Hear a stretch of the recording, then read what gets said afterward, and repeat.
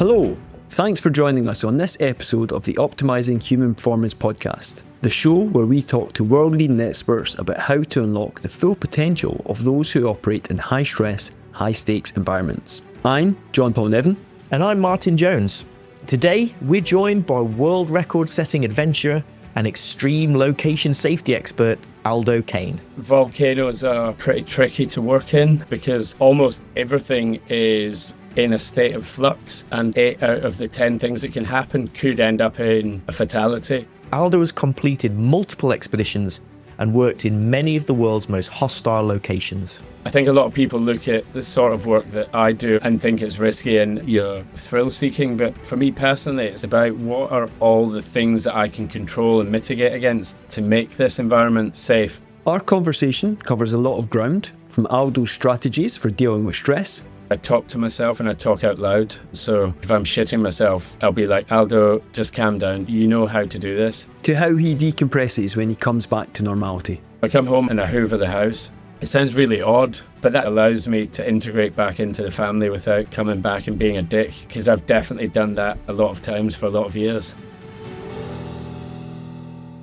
Aldo, welcome to the Optimizing Human Performance podcast. How are you? Thanks very much for having me. I'm good, thanks. Good.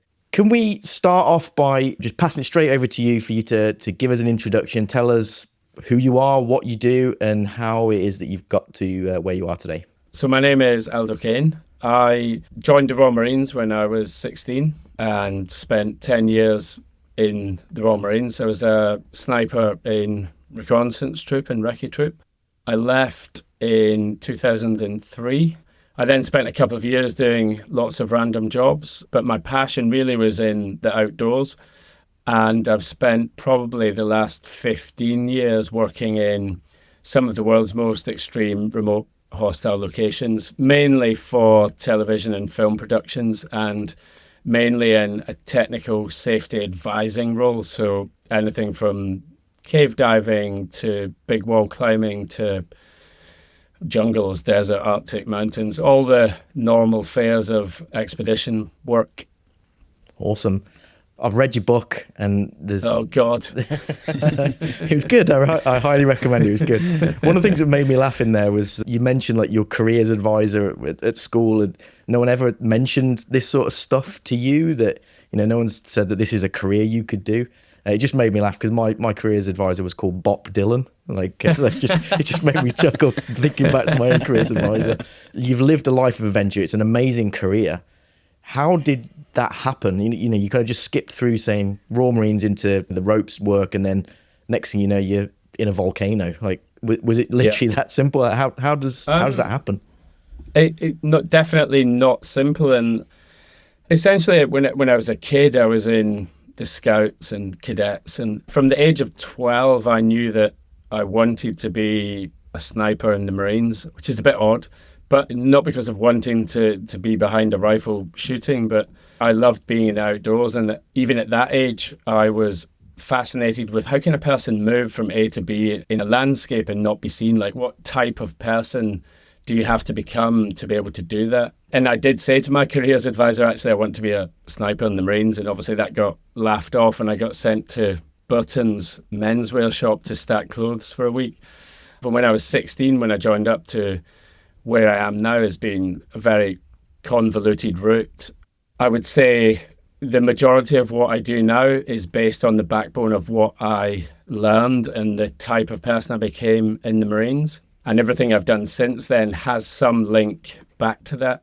And I certainly don't get asked to do these jobs because of my qualifications or because of the level of skill that I have. I get asked back on because television and expedition world is about how you are as a person and how you operate in a team in quite high consequence sort of arenas. And that takes for a level-headed sort of person. And I think that's kind of where I got to. I ended up, I got asked because of the different areas of my skills if I could get a team inside a volcano in the Congo. And I did that. I think it was 31 or 32 when I did that. And I came back from there and the light bulb went on. I then just went into the same way that I went into the Corps and gave it everything and learned as much as I could about all of the disciplines that I now work in. You talked about teams, forming teams in these extreme environments. How do you do that?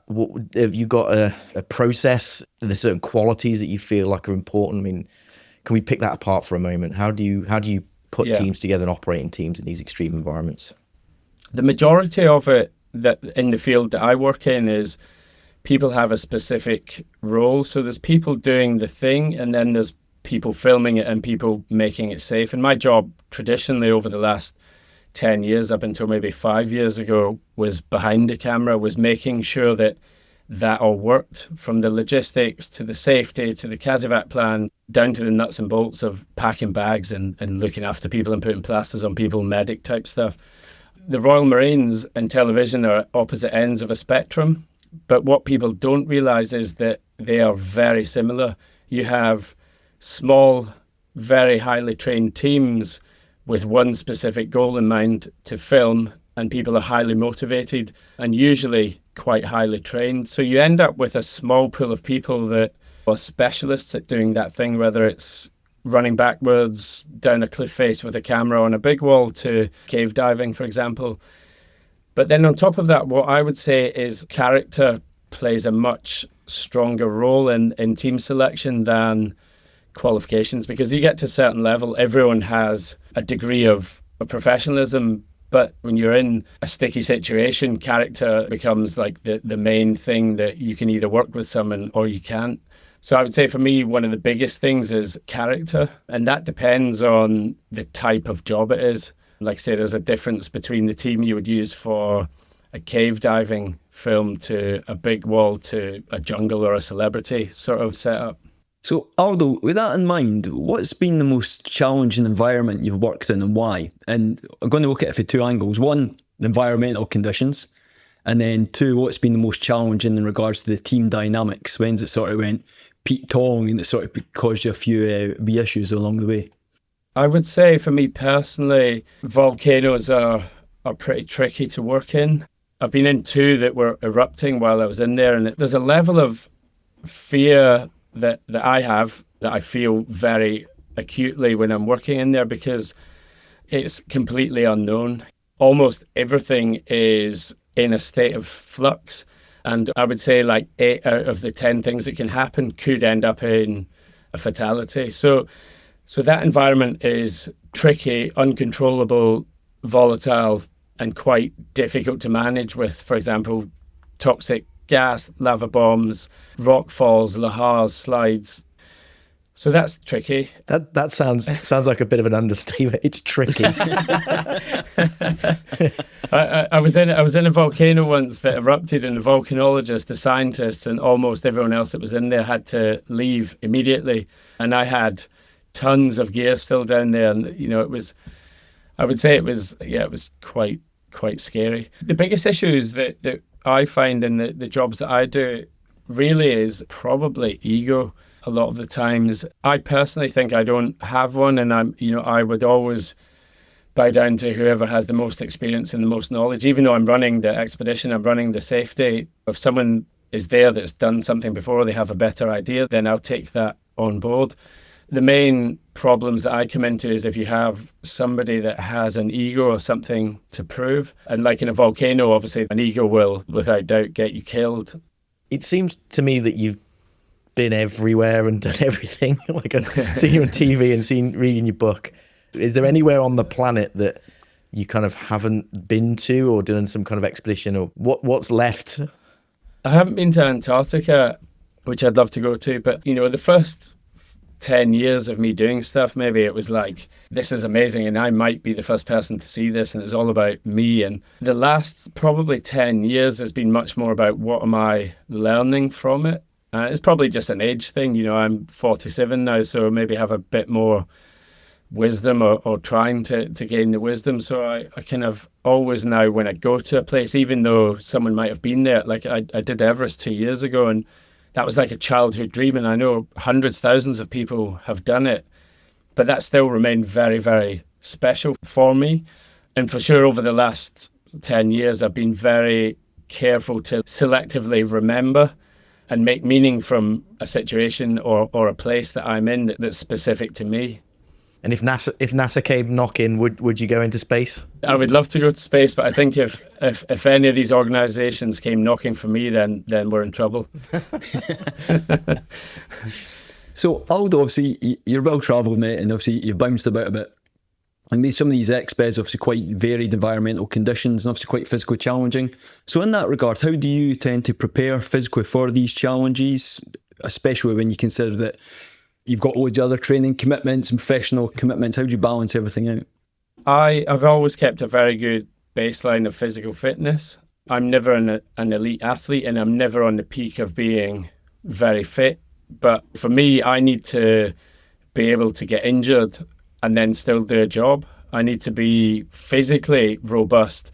I'll give you an example. A few years ago, we were doing a first descent of a river in West Papua New Guinea. And on about day 3, we had sort of pulled up by the edge of the river and we explored the cave system for about 15 hours into the cave. And I fell passing kit through a passage and I slid and I hurt my ankle. And so I still then had to deal with that med-wise, painkillers, and then get out of the cave, which was probably about 15 hours, and then spend the best part of 3 weeks on the river with a very swollen, very painful ankle, which I found out when I got back was 2 snapped ligaments. So for me, going in the gym is about being robust, and it's about being able to withstand the knocks and the bashes of an expedition. You know yourself, putting on a Bergen and yomping for 2 weeks through the jungle is physically, mentally and emotionally draining. And, it's hard work, right? So I think for me, that is much more important than just being aesthetically fit. Did you find your time in the Royals, did that set you up well in regards to not only like physical training and physical conditioning, but in regards to mindset as well? I always laugh every time I go down to Limson and it's got a cheerfulness in the face of adversity, and I just think that's a brilliant attribute to have. Yeah, the commando spirit, courage, determination, unselfishness and cheerfulness in the face of adversity, or just cheerfulness now. It massively helps, and I think the reason I've been asked back on expeditions is because of that. Yeah, I'll be the last person that goes to bed, I'll be the first person up, I'll be carrying this kit, that kit, tripods, just doing what you would normally do. And like my background would be a small 4-man recce team. And so it's just basically doing all of the things, being physically robust, but also having a laugh in the process. Now, people who maybe have not heard this story, this will sound a bit strange, but how did you maintain cheerfulness with Jason Fox's arse in your face in the middle of the Atlantic? Yeah, that's pretty brutal. We rowed across the Atlantic from Lagos in Portugal to Venezuela. And it's the first time any team had, and I think it's still the only team to have done a mainland, Europe to mainland South America crossing. And obviously 50 days at sea, it's a war of attrition with everything that's just wearing you down. You row for 2 hours, and then you're off for 2 hours, and then you row for 2 hours, and you do that continually for as long as it takes to get across. So I think maximum sleep you get in any 24-hour window is 4 hours in probably an hour and a half block, an hour block, and then maybe another half an hour, 40 minutes throughout that day. The worst thing that we were getting was these ingrown hairs. For some reason, that where things rub, the hair must get damaged and then it sort of curls round. And Foxy had one right on his bottom. And I'm the medic on board there. So, the furthest I could possibly get away from his backside was about 8 inches. But I mean, that's, when you're on expedition, that all that stuff's fairly standard. But I missed your question about how do I prepare. We got sidelined by talking about Fortitude. It's unusual that I remember a question. I'm usually the one on the tangent.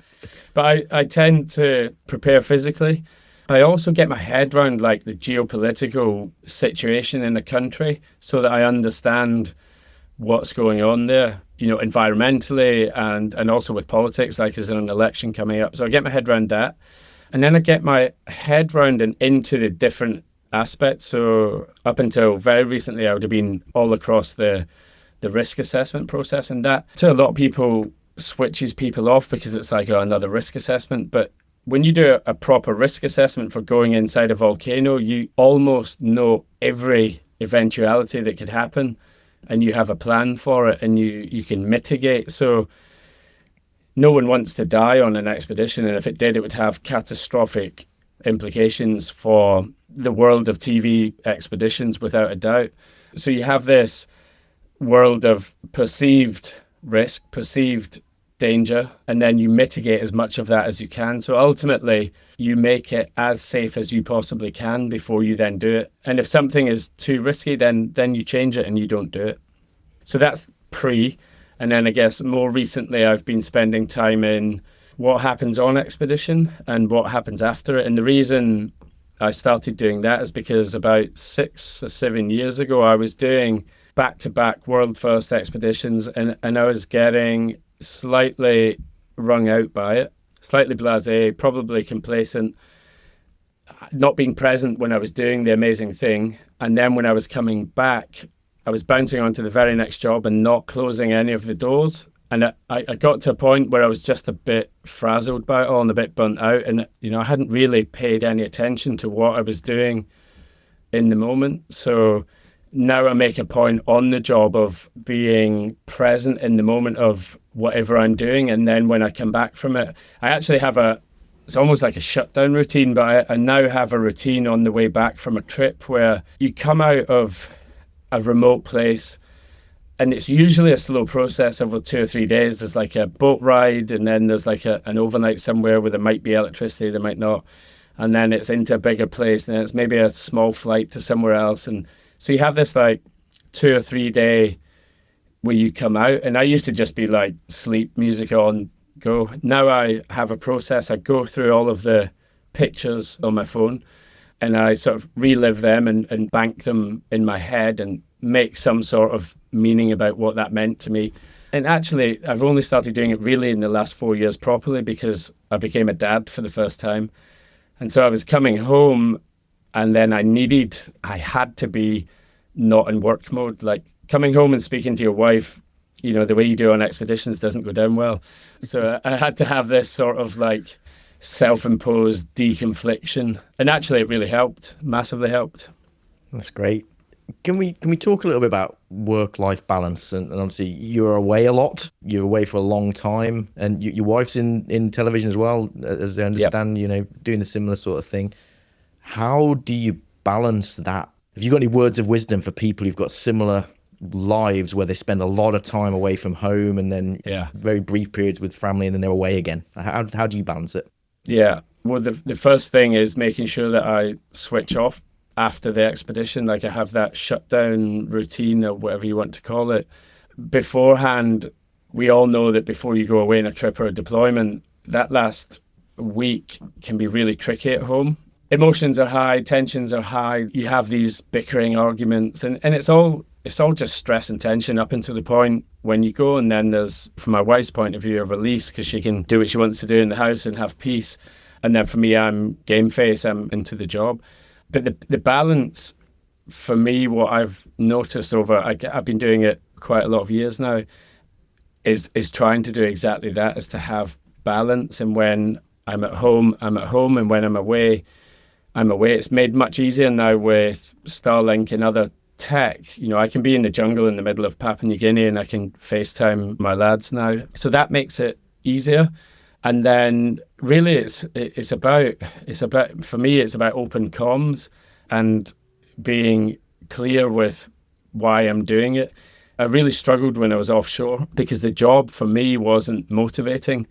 Whereas now when I do a job, I've just finished a big series for Apple TV, big expedition stuff that comes out in July, and it has meaning. We're finding and filming the rarest animals on Earth, and that has meaning because we are potentially making a difference. So for me, the meaning piece of it is much more useful to me now than just going away and having a jolly and doing hard things. But ultimately, it's about communication, clear communication with my partner and my kids, and them understanding that I'm doing it because I want to, and it has a bigger effect. How do the technologies like Starlink and mobile phones, are they a good thing? Obviously, you can go and communicate with your family. Has it changed the nature of the work? I'm wondering, like more expedition tourism sort of thing, but is it a gift or a curse, I guess? It's actually a double-edged sword. Trying to organize a CASEVAC on a sat phone from the middle of a jungle somewhere is really tricky. Starlink and other satellite tech makes it much safer to go further because you have this almost guaranteed, if you're in the right spots and you've done your planning properly, you know which tech to take, that you can almost guarantee comms. It actually has a really detrimental effect on team dynamics because probably up until about 4 years ago, you would finish doing what you're doing and then you would gather around a fire or you'd gather around wherever you were and you would talk about the day and you would be a team in an environment doing a thing. As soon as you introduce tech that allows people contact with the outside world, as soon as the day is done, people go to their hammocks, they're on the phone talking to their families, social media, problems follow them, problems go home. So it really is a double-edged sword. I personally much prefer, from an expedition point of view, not to have that. Up until a few years ago, I'd speak to Anna, my wife, and then I'd basically say, right, I'll speak to you in 2 weeks or 3 weeks. Whereas now, you can be in comms every single night. And actually what we are starting to develop now is it gets put on for a certain amount of time and it's not on at meal times, because eating together is one of the best things you can do on expedition. Everyone sits down, it's that social connection. There's so much, I would say, an exponential benefit from something as simple as like having scran together. So we kind of almost allot times where people can then have that comms and then it's off and it's away and then people start socializing again. I do the same with my kids. Yeah. To the dinner table, no iPads, no phones. Yeah. It was funny you were mentioning that there, bud, because I was just thinking that last season we were talking about a book called Connected Soldiers by John Spencer. And the lad, he basically had command appointments in the initial invasion of Iraq, then later down the line with US forces. And he's talking about the change in dynamic, which he's seen with the unit he was working with, or the units.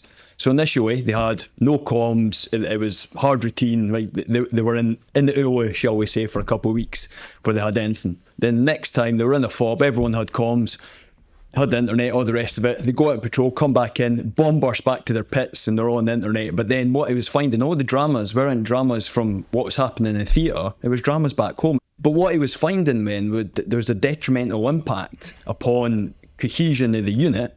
But also later on down the line, when guys were going back to the US, there seemed to be more negative mental health issues were coming to the fore. And he sort of made this conclusion that maybe it's because the guys weren't doing what we were done before, where we could sit down and relate to what our experiences. Technology was just splintering us. When you were talking there about expeds, I was just thinking, I'd done an exped years ago in Brazil. And we could get internet access every so often when we stopped these big towns in the river, but the rest of the time we couldn't. And those meal times and that time just sitting down and chewing the fat with people, not having access to comms, it was gold dust. And I'd give anything for that now, to be honest. I think it's almost like when you're doing a big long trip like that, those meal times and the times when people come together is like little micro sessions of venting or regulating or therapy in a way that means that you're not getting to the end of something and then there's just like a massive download or a crash or a fall. I used to love it for dits. Listen to like some of the older exped members and their dits and their life stories. I'm 43 now and then I was only about 20. But I wish I'd had the wisdom I've got now, because I would have shut up a bit more and actually listened to them and took it on more. But hey ho, I'm reminiscing now. Aldo, you've also lived the other extreme. Probably the first thing I ever saw of you on the television was the Horizon experiment in the bunker, where you spent a bit of time in a nuclear bunker in Devon, where you were on your own. Yeah. Very little technology, very little social interaction. Can you tell us about that? How did that come about and what did you do? What did you learn? So it was a BBC Horizon investigation into circadian rhythms. That's how it was sold to me anyway. They basically needed a guinea pig to be locked in a dark place for 10 days. And then they would monitor me and see what happened to my sleep. I'd been on a month-long expedition, came back home, spent the night in my house, travelled down to the bunker, got in the bunker for 10 days, came out, and then went home, got my bags, changed, flew to Greenland for a month paddling in 24-hour daylight on an expedition on a team. So like my brain was pretty frazzled anyway with the changes between everything that I was doing. It was like one extreme to another. But the experiment, so they took me down. There's a nuclear bunker 3 floors down, soundproof room. It was dark, but very dim bulbs so that they could obviously film. I had a bed, I had a microwave, I had 10 days worth of food. There was no reference to daylight, no reference to time, no tech, no screens, no watches. The only thing I had on was like a band to measure, I would imagine, heart rate and a few other bits and pieces. So the plan was take me down, make sure I was happy in there. They would go back out, lock the door, and there was a fixed rig in there to film me. The only thing I had to do was I could go to sleep whenever I wanted, and I could sleep for as long as I wanted. But when I was awake in my awake cycle, I had to do 7 sets of experiments at even points through the day. The reaction test, you know, the buzzers on the wall. When you hit the metal, it buzzes. Yep. So I had to do that. I had to do some cognition tests, a grip strength test. And that was it. Really, I sort of went in there, they closed the door, and that was it. It was quite brutal. I took away a lot more than what I think they showed on the film. What did you take away? I mean, it sounds in some ways quite pleasant. I think if you've got a high stress life, I'm just going to go and I think I'm quite an introvert, so I think I'd probably quite like that. But I don't know, is it something you do like, or is it hell? People pay money now for sensory deprivation, but so this was pre-COVID, so there was no idea about social isolation, and I've always valued time on my own, but there's a big difference between choosing solitude, is that the word? Between choosing that and having it forced on you. For me anyway, having it forced on me made me lonely. Not only was I alone, I was also lonely. I sort of see myself as resilient and well-adjusted, and, you know, I was the Ebola crisis, I was down filming for 3 months, or war, or all the rest of these things. I find that I'm reasonably well-adjusted and I look after myself. But after a very short space of time of not seeing daylight, not exercising and not talking to anyone, I found that I sort of unraveled mentally. I had no strategies for dealing with being on my own. I had no strategies for meditation or for controlling what I was thinking about, or, you know, so I was really floundering, if that makes sense. I just felt very lonely. Because it was set out as 10 days, I knew that I could cruise through 10 days. Had they put me down there and said it was an indefinite amount of time, I would have tapped out after probably 2 or 3 days. But anyway, grizzed through it. And the strange thing was, in the last 3 days, they were interrupting my sleep with an alarm that went off. So they would obviously watch me go to sleep, and then they'd let me get into some part of my sleep cycle. Then they would wake me up. I'd have to do 1 set of the tests, and then I could go back to bed. And so they broke my sleep for the last 3 nights, and that really, really messed me up, because I was going to sleep and thinking, well, I've had 1 sleep cycle, that's probably a day. But the strange thing that I found is that we take for granted that we go to bed at a certain time at home. You know, there's probably a daylight cue, depending on what time of year. You've probably caught a glimpse of your watch, and we're all creatures of habit, so we probably go to bed roughly the same time. And you get up with an alarm, or where you look at your phone, you always kind of know where you are in time. Whereas there, if you go to sleep and then you wake up, you don't know how long you've been asleep for, or whether that you've slept for 7 hours or 8 or 1. It made me realize how much I need and appreciate sleep, and it's almost like a force multiplier to have. If everything else was a mess, as long as you're getting good sleep, you could make good decisions. And it definitely had an effect on my mood and mental health, for sure. I find it super interesting. One of the really early experiments in sleep science, there's one of the fathers of sleep science, a guy called Nathaniel Kleitman. Him and one of his students went to, I think it was called the Mammoth Cave system near Kentucky in the US. They went down into this cave, virtual darkness pretty much, and they saw this free running of their circadian rhythm. So their bedtimes progressively got longer and longer, because their circadian rhythm didn't fit to 24 hours. It was just like slightly longer, like 25 and a half hours. Did you get the same thing? Did you start free running? Yeah, exactly that. I don't know, I can't remember what they call it, free run or free fall or whatever it is, but not as fun as free fall, that's for sure. But I think my circadian rhythm, they worked out, was 24 hours and 50 minutes. So almost by clockwork, I was going to sleep 50 minutes later each evening. So by the end of it, I was like 4 hours adrift. Normally I would go to bed at 9:30, 10, and I'm going to bed at 1, 2 in the morning. So I'm also knackered because my rhythm is knocked out of it. It was free running and right up until they pulled me out. Would you do it again if they asked you to do it again? I mean, it sounds a bit like torture when you describe it. Was it that bad? I found it okay. I found the boredom, like I'm very active all the time and I'm busy and my head's busy and and I'd just been very busy on an expedition and I knew that I was going away the day that I got out to somewhere else. So I found the boredom incredibly difficult. I'll be honest, the thing that got me most was the exercise and social connection. And the other thing that comes to mind as well is that I could do 10 days on my own in a lodge in Alaska in the mountains, or where you can see stuff, whereas down there's nothing to see. You can't even get some sense of uplifting emotions from looking at a view or anything. It's just very bleak. I mean, I'm lucky because when I go on expedition, I don't really have screens. I'm not on a phone or I'm not on laptop, so I get that connection. But yeah, I would say the social connection piece and not being able to be outside was absolutely the worst part of it. Was there any strategies that you adopted when you were in that situation to get you through it? Yeah, I wrote on the wall. It was like a jail cell wall, but I had a pencil. So as I wrote on there, I drew out 10 boxes, and then I was trying to guesstimate hours just to give me a sense of control. I obviously couldn't control anything down there. So I was really just sort of trying to give myself something to think, well, because when you get to halfway through a day, you can be like, great, I've only got this amount of time left, or I've done this amount of time.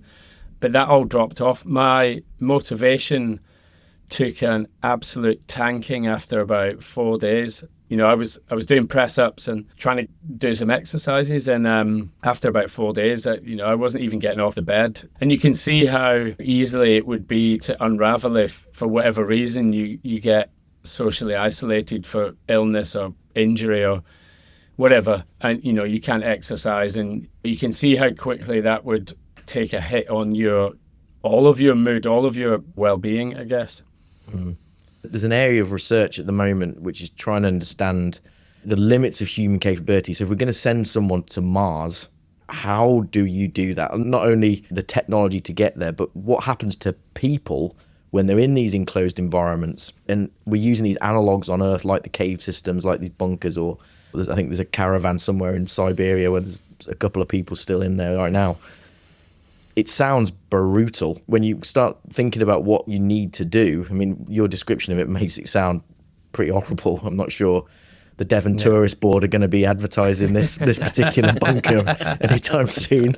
Don't know, maybe they will. I mean, it's famous now. Come and stay at the Aldo Kane bunker. Yeah. Of all the places that you've been and all the things you've done, is there any way you would never go back? That it's just, no, too risky, don't want to do it again? Maybe scratch that itch, or just it was too close for comfort? I think the stuff that I did with Foxy in 2017, we went down and spent a lot of time, 3 months, with the cartels. So the Sinaloa cartel, Cali cartel, Medellin cartel. And if I look at everything that I've done in my entire life, that would be the one thing that I wouldn't do again. And it was to do with people, ego, guns, drugs, too many variables that can't be controlled. I think a lot of people look at the sort of work that I do or others do, or extreme athletes, inverted commas, and think it's risky and you're thrill seeking. But for me personally, it's about control. It's about what are all the things that I can control and mitigate against to make this environment safe. So ultimately, you're on a big wall. It looks crazy and it looks dangerous, and obviously gravity works 100% of the time. But actually, if you look at it and break it down, the ropes are super strong. You can hold a car on one of them. You've got 2 of them. There's loads of bomber gear. Yes, accidents happen, but you mitigate as many of these things as possible. When you're dealing with people and drugs and guns, then that all goes out the window. And it was probably only luck rather than judgment that nothing happened on that. And then I guess you've got all the normal stuff, like when you're on big mountains, seracs and avalanches and things like that, it's a given and it happens a lot. So it's about exposure. The more times you expose yourself to that hazard, the more the risk. My attitude to risk hasn't changed. All of the jobs that I've done before, I would do again, including the Ebola. I was down in West Africa during the Ebola outbreak in 2014. I spent 3 months down there filming the pandemic down there, and it was one of the worst things that you can witness is families and communities being ripped apart and killed by this. But even that, the perceived hazard versus actual hazard, was two opposite ends of the scale. I kind of, before I went down there, did a sort of risk assessment about what are the chances of you catching Ebola, even in a hotbed of Sierra Leone or in Freetown or Monrovia.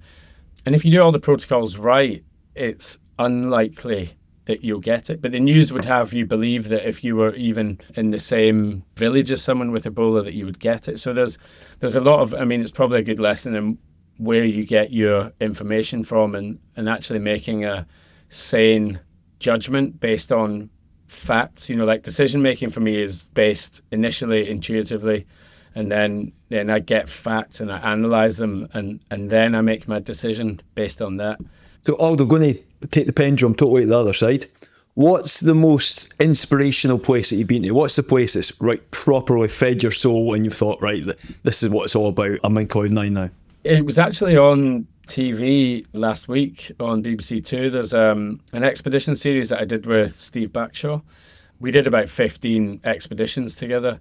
And the one of all the expeditions that when we first got the pitch and we all got together to talk about it, that didn't really interest me that much was going to Borneo to look for cave art and cave paintings. And I was like, no abseiling, no insertion, no gung-ho adventure sort of stuff. Anyway, we got there and it was a long slog in, maybe 10 days, schlepping through the jungle to get to these caves. And we discovered, with the help of a guy called Pindi Setiawan, we discovered, at the time it might still be, the oldest figurative art that has ever been discovered, 40,000-year-old paintings inside a cave, positive handprint. So, a handprint rubbed in ochre and then put on the cave wall, and then also negative. So you put your hand on the cave wall and then you blow the pigment or the dye over your hand and remove your hand so you can have positive and negative. It was a long schlep to get in there. We get into this cave system and then we find this cave art in there that instantly connects you to something. And I had never got my head around the sort of spiritual side of things. And, you climb up a wall and you put your hand next to where that handprint is, and someone 40,000 years ago was in the exact same place as you, with probably the exact same biology and looks, and managed to, and get to the same place. Definitely the beard. Yeah. There weren't many razors cutting around then. And, that was from when Borneo had a land bridge to the rest of Southeast Asia and round into Africa. So I think that literally blew my mind and made me feel very connected to, I guess, something bigger than just me. From all those experiences then, have you sort of noticed commonalities between different societies and different peoples, different indigenous peoples all around the world? Do you think there's more commonalities than differences, but we just forget it in all the noise which is sort of bouncing around? That's deep, yeah. JP, that's deep. It's a Wednesday, mate. I want for it. It's one thing that I get to see more than anything is that almost every single person I've ever met in my entire life is the same. They're worried about resources. They're worried about family stuff. They're worried about things happening in their life. They're either anxious or thinking about the future, and they're worrying or thinking about the past. And really the only difference that I can tell is that people look different. An anthropologist would be able to do this much more justice, but from a layman who travels a lot, the biggest thing that I always assume is that we're all the same. We all have worries, we all have troubles, and everyone's important to someone else. Going back to your role as an expedition leader, when you're responsible for other people, when you're in a safety role, when things go wrong, and I'm guessing inevitably things do go wrong, do you use any specific skills or techniques to regulate yourself when things around you are in chaos? Yep. Yes, good question. I've got a couple of things that I know that I do initially or when I'm in a stressful moment. First is I talk to myself and I talk out loud. And I usually talk to myself in the third person. So if I'm shitting myself, I'll be like, Aldo, just calm down. You know how to do this. This is simple. The only reason you're worried is because lightning has just struck that tree there and your ropes are attached to this one. You're warranted to be scared, but just, and I'll talk through what I'm doing. It's a checklist for me. I'm like, do this, do that, do that. And when I rig in the volcano, I'm on my own for probably 2 days, on my own inside the volcano, rigging the ropes. And so I spend a lot of time in my own head and talking through it. And to be honest, I'm unaware of almost everything that's going on because I'm so deep in the thing. So my methods for dealing with a stressful situation is I talk to myself a lot out loud. I'm aware that I hold my breath, which I know is not good. So I sort of work on that, making sure that I'm actually breathing and going through the situation. I usually have confidence or self-confidence to a degree in that I've done the risk assessment.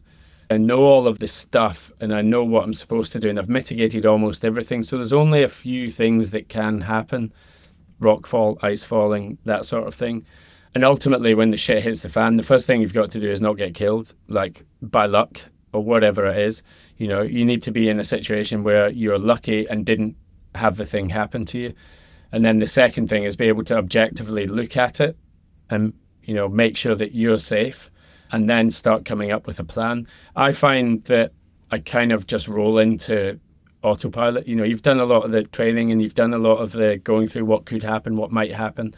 But ultimately, I just start doing because I know that when I start doing, it opens other doors and it gives me a sense of control in the moment, whether it's right or wrong thing. And the other part of it is then how you manage a group. And even if I'm shitting myself in the moment, for me, it's about being confident, making decisions, not deliberating or messing around and not being able to make a decision. So ultimately making a decision and then, because everyone sort of is waiting to be told what to do. So ultimately it's about just being a voice of reason in the moment to do stuff and get people out of the way.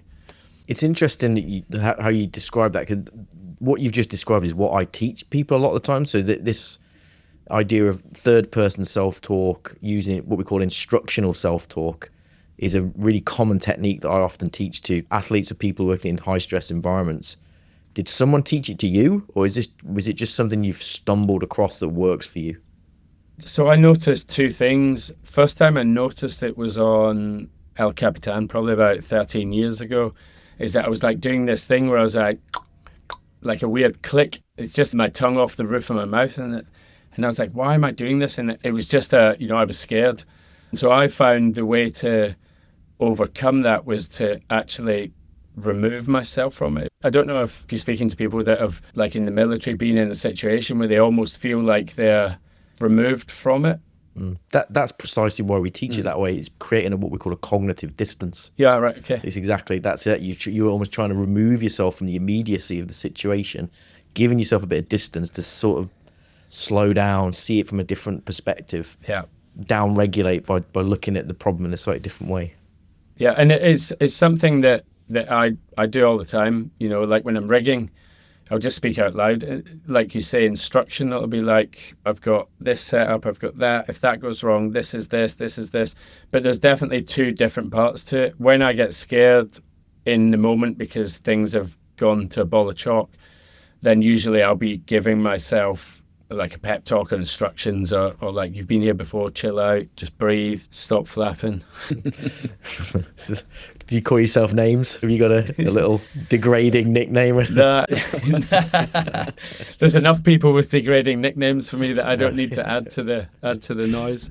Fair enough. Do you ever use other techniques like visualization at the same time, like visualizing the sequence of actions before you carry them out in addition to verbalizing it? I haven't done it specifically sort of making a point of sitting down and thinking or seeing it or visualizing it. But I feel like when I do the risk assessment, I'm kind of in it. You know, I'm thinking like, what are the 3 or 4 gases that are in this volcano, right? And I'll do research and it'll be this, and this, and then like read about what that gas does to you, how you can recognize it, how you can do all the rest of this sort of stuff. So in a way, I already have a sort of visual picture of these bits and pieces that I can use. And then when the thing happens or I need to do a thing, then I pull that piece in.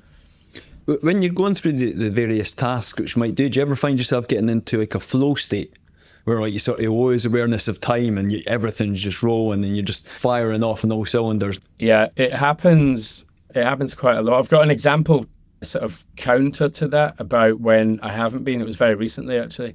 When you're in a big wall climbing, for example, because you have the added fear or the responsibility of a certain piece and you're pushing yourself, then I find I'm very much like a whole day can go past where you're just like, how did that happen? You know, I've been in the volcano 14 hours and I've not been aware of anything because my senses are so alert to small changes in the way the lava bombs are being blown out. You just become very in tune with your environment. Even when I was a sniper, you know, you become very attuned to just like the way things are, the absence of the way things should be or the opposite, which I kind of call like a calibration, if you know what I mean. You know, like I rarely jump into something without sitting for, if I get a day or whatever to calibrate to that. But Foxy and I and Woody and Carl recently did a 500 kilometer Arctic Ultra race up in Sweden just last month. And it was the exact opposite of a flow state where we had to do 500 kilometers in 10 days. And the actual moving one foot in front of the other has zero skill for an able-bodied person, which meant that we were all in this horrible, negative, neutral at best, but negative, mind-wandering, spiraling time. When I've been in that flow state, climbing or rigging or whatever, everything doesn't matter and you can get shit done. Up in the Arctic, it was 18 hours a day of incessant negative mind wandering. And I would say out of everything I've done in my life, what we just did last month was the hardest thing I've ever done. And it was because of that, not that technical a challenge. I hear that a lot when there's dead space, when you just got time to think. The interesting thing for me there, flow exists when you've got that balance. Mihai Csikszentmihalyi wrote the book about flow. It was called Beyond Boredom and Anxiety. It's like when the requirement is really low, but your skills are really high, you just get bored. Yeah. Whereas when your requirement is way too high for your skill, you're in anxiety. And we're trying to find that channel. So what you were just saying there, just it chimed with me because I think that's what happens. There's so much dead time that your attentional capacity is not required to do much. Just like literally shuffling your feet across the snow, it just opens up this flood of open space for this mind-wandering negative thoughts coming in. I was amazed, actually. Foxy would say the same thing and the other two guys. So we were the first team ever to complete this. It's like one of the world's toughest adventure races or whatever. And, we did it and we grazed through it in a sort of military mindset. But we were all very surprised at how quickly we became negative about almost everything. And it's because the actual skill that we required was next to nothing other than walking and thinking. And that really did, like, it was tough. It was mentally one of the toughest things that I think I've ever done, for sure. Did you find it was a negative impact upon the team dynamics or people snapping at points? No, that's interesting. You're moving for 18 hours a day. You may be sleeping for 2 or 3 hours. You got scran to get in there and digging tent pits and all this stuff. No one really flashed at each other, the military term of like losing your temper. So the team worked well, but the individual people were on a roller coaster. When you're on your own, you're very, very negative and your thoughts are negative, even though you're trying to bolster them up and say, you can do this. For me, it took a lot of energy to be positive on your own 50 meters back from the next guy, 50 meters back from the next guy. But when you get together, all of the stuff, morale, character, banter, laugh, shit talking, all of that raises you up a bit. And then you go back into drifting for another 4 hours in your own head, and you can see it. So everyone needs fed at different times. You can see Foxy's like just falling off a cliff, dragging his skis, his poles, hanging out, and I'm feeling good. And then you'll see him either get pissed off, flash, snap, have food, back up again, and I'm then falling off a cliff after it. It's the first time really that I've never done an endurance event before. It sort of just puts everything, team dynamics, mental health, physical health, into like this crucible with a microscope, basically, and a psychologist would probably have fun picking it apart. I'll come along next time, but I don't want to do the event. I'll happily come and talk to you if you can helicopter me in at various points. No, mate, you need to do it. You need to tag along. Wow, I wouldn't last 5 kilometers in that environment, let alone 500. Aldo, respectful of your time, we've been talking for a long time, so if we start to wrap up, I'm interested in how you recover. You're coming back from these long expeditions, maybe you're not at home very long, you're out for another one. How do you recover when you're doing such a high tempo of expeditions and physically and mentally demanding expeditions? What's your secrets?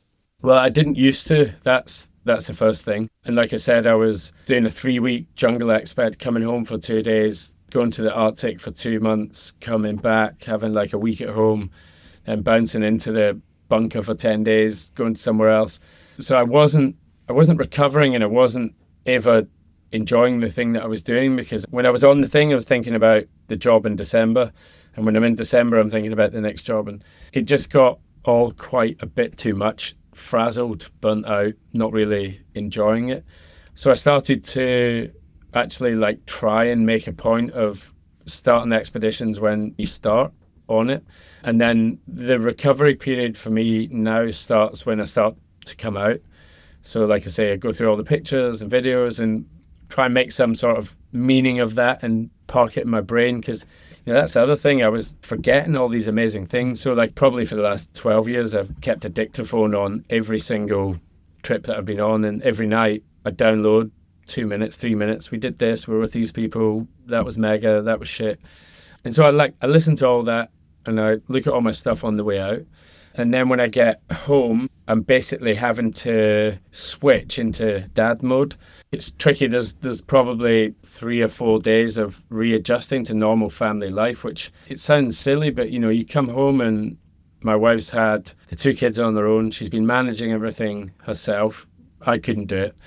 And then I come home and I'm actually annoying to be around, because I'm coming off of an expedition, and I used to crash bad. I used to get I've never been depressed, but I would definitely have a post-expedition lull. I've just been physically and mentally wrung out, knackered, but like tried to be upbeat and keep going. And then, essentially I was getting burnt out by it. So now I'm quite particular about it, where I come home. The first thing I do is it's just my little routine now. So I come home, I unpack immediately when I get in, and I put the stuff in the wash, and I hoover the house. It sounds really odd, but it was about me being domestic, not expedition leader, not on Everest, not in a submarine. It was, I'm now in a house where I'm a dad, and by the time I've hoovered and cleaned, I'm sort of like into being a dad mode. I then prioritize sleep. I now know how important that is. It's still tricky with a 1-year-old, but I try and prioritize that as much as I can. And then I'm basically trying to ease myself back into being, like, I don't ever just come home and stop. So I've got a dog. I just find it really soothing. I don't know if that's the right word, but to go out with the dog, it's all very basic stuff. I just come back and domesticate myself into a way that allows me to integrate back into the family without coming back and being a dick, because I've definitely done that a lot of times for a lot of years. Do you find that you have any places that you go to, like for a recharge, for a mental reset? Like, I know for me, I need to get back up the road and have a jock recharge. As daft as it sounds, it's something I know I need to do about a couple of times a year. Do you have anything similar? Yeah, so Glencoe for me is a pretty special place. So the mountains, I just feel, when I go back home to Scotland, I feel very relaxed. It's my home, but I love the outdoors. So I wouldn't go and beast myself up in the mountains. It much more be like go and get in the river with the family and hang out and have a picnic. And the Clackagh Inn as well. Clackagh Inn, yeah. 10 pints of Guinness. It's all very pedestrian stuff. But I do find weirdly that unpacking the bag straight away, that's not lingering over me. The washing machine, hoovering, that's the end of that. And what's next? What have you got on the cards, Aldo? We just finished a big 2-year expedition series for Apple TV called The Wild Ones, and that's brand new. They just released a press release last week, so I think that goes out in July on Apple TV. That's been the best part of the last 2 years of work. So jungles, deserts, mountains. And then the thing that Foxy and I and Carl and Woody just finished will be going out in Channel 4 at some point. So you can see the suffering there. But that, it's not really about the race. It's much more about male mental health. I can't give too much away about it, but, you would assume that 4 blokes of our sort of background could go up there and smash that, but it certainly wasn't that. And it opened up quite a lot of can of worms for people. So it's very brutal, very honest.